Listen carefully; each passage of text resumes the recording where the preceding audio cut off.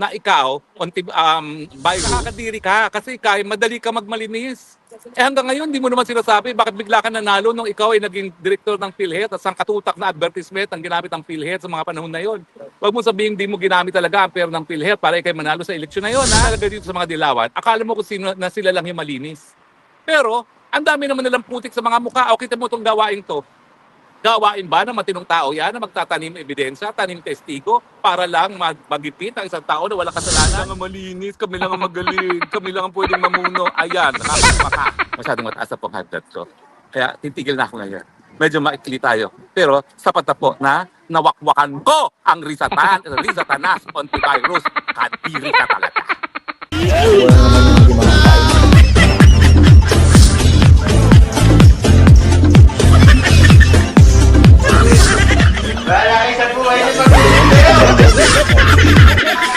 tao. Maiba naman tayo. Ano pangalan to? Alias Rene. O ano ngayon? Nasak ba kayo? At kung si alias Rene, binayaran pala para makaladkad sa kaso si Pastor Kibuloy at makaladkad itong si Inday Sara Duterte at saka si Tatay Digong.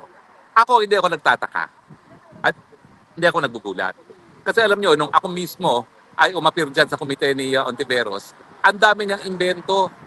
Yung kwento niya talaga, involved ka sa Pogo. Hindi siya nakikinig na ang aking involvement, ejectment case at ang aking kliyente ay umuupa lamang doon sa lupa at nagpapaupa ng premises doon sa Pogo, no?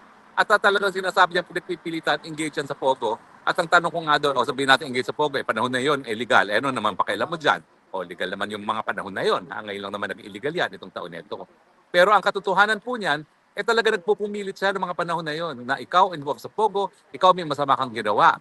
Wala naman siya mapakitang masama kong ginawa. At ang pruweba lang na sinasabi niya na ako involved sa Pogo ay yung isang papel na wala naman lumagda, isang papel naman na walang maamin kung sino gumawa na nagpapakita na ako illegal. Ulitin ko po, sabihin na natin totoo yan at hindi naman totoo yan. Wala pong masama para maging isang abogado ng kahit anong korporasyon. Dahil ang trabaho ng abogado ay siguraduhin nga yung mga kliyente nila ay sumusunod sa batas. Pero ito po, tignan nyo naman po, non-bailable din ang sinampa ni Pastor Kibuloy. Milyones ang ginastos para magtanim ebidensya laban dito Kibuloy. Hindi ko po alam kung gagawin nila yan sa akin din ha. Pero sa piskalya po, wala silang napresentang kahit anong testigo na nagsabi na nag-recruit ako at pinagsamantalahan ang kanilang gawain. No?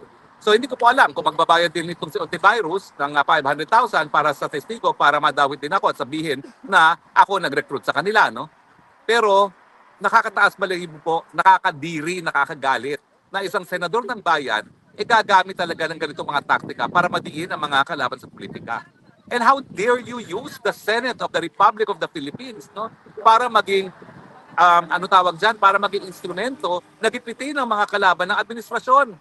At ang isa pang nakakasuka, yung talagang lantaran ng sabuatan ng mga dilawan, ng mga loyalista at CPP-NPA, no? Tingin nyo ba, miski kayo'y magsabuatan na yan, makukuha yung suporta ng taong bayan? Nagsabuatan na nga kayo. Ang latest survey, nangunguna pa rin, 33%. Si Inday Sara, kung magkaka-eleksyon na yun, siya maging presidente. At ang pinakamalapit na kanyang katunggali ay 15%, kalahati lamang. Yung tulpo nga, wala na no? Naglao na parang bula, no? So, ibig sabihin yan, magsama-sama man kayo, wala pa rin mangyayari sa inyo dahil alam ng taong bayan na ikaw, virus, nakakadiri ka kasi madali ka magmalinis.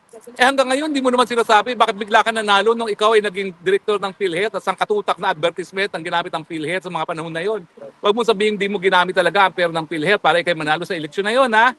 Ay, nako. Tapos, ang nakakabuhisit talaga dito sa mga dilawan, akala mo kung sino na sila lang yung malinis. Pero, ang dami naman nilang putik sa mga mukha. O kita mo itong gawain to. Gawain ba ng matinong tao yan na magtatanim ebidensya, tanim testigo para lang magipit ang isang tao na walang kasalanan? O tapos akala mo kung sinong kami lang ang malinis sa bayan nito, kami lang ang dapat maglingkod. Kaya na to turn off ang taong bayan sa inyo. Bakit pa sumikat si Tatay Digong? Kasi walang kaplastikan.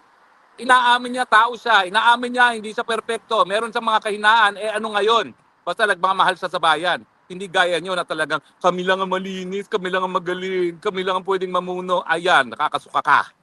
At itong nangyari na ito na meron ng lumantad, nagpapatunay na wala kang karapatan maglingkod. Kaya nga nananawagan ako, kinakailangan mag-file ng ethics complaint dyan kay Ontivirus na yan. Ang sa ganun, masipa na siya sa Senado. Walang karapatan ang kahit sinong nagtatanim kaso, nagtatanim ebidensya, nagtatanim testigo na manatili sa Senado. Dahil ang Senado in the first place, nagagawa ng batas. No?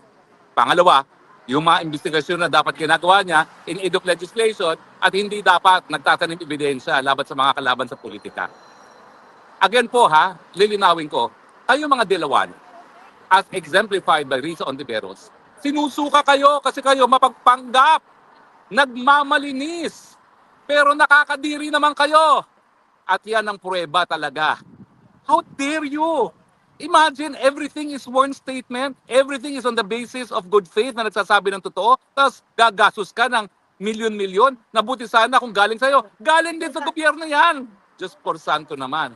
Kaya naman ang lalaki ng mga budget nyo dyan sa Senado, ginagamit nyo pala sa tanim ebidensya at tanim testigo. No? So yan po ang aking panawagan. Wag po tayong tumigil hanggang ma-expel sa Senado itong antivirus neto dahil ang Riza Tanas antivirus, yung mga nagtatanim ebidensya, mga nagbabayad to bear false testimony. Alam nyo ba, nasa Biblia yan, bawal, di ba?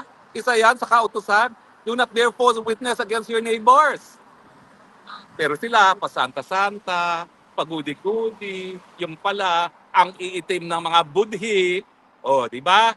Ay, ano ngayon masasabi nyo? Di ba, nakakasuka naman talaga kayo? So, wag po tayong tumigil. Isigaw natin. Sipain.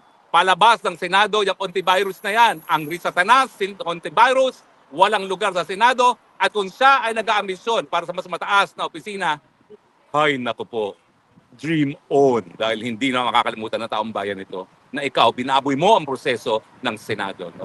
Gaya ng binaboy mo ang proseso, nung pilit mo kung dinadawit, na wala ka namang ebidensya sa kahit anong krimen.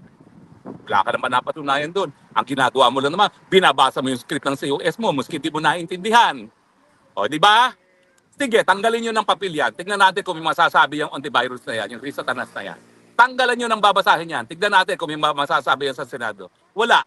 Buti sana kung magaling yung scriptwriter mo, hindi naman magaling yun. Kilala ko. Nag-estudyante namin yan sa UP Law, no?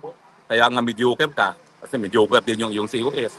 Hoy, at saka COS ha, taga-UP Law ka pa naman. Pero kung totoong paratang na ikaw ay naging instrumento para sa false testimony, naku, mangalabot ka.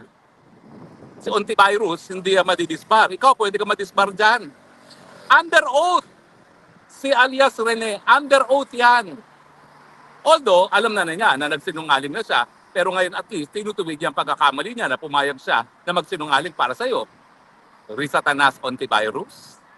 Diba? Ay naku mga taong bayan, mga kababayan, hanggang kailan ba tayo magpapabola sa mga santo-santita? Kami lang ang tama, kami lang ang magaling. Mga walang yan naman pala talaga at maitim ang budli. Diba? Kakagalit, dapat lang talaga magalit tayo. Anyway, masyadong mataas na pong hagdat ko. Kaya titigil na ako ngayon. Medyo maikli tayo. Pero sapat na po na nawakwakan ko ang Risa Tanas antivirus. Kadiri ka talaga.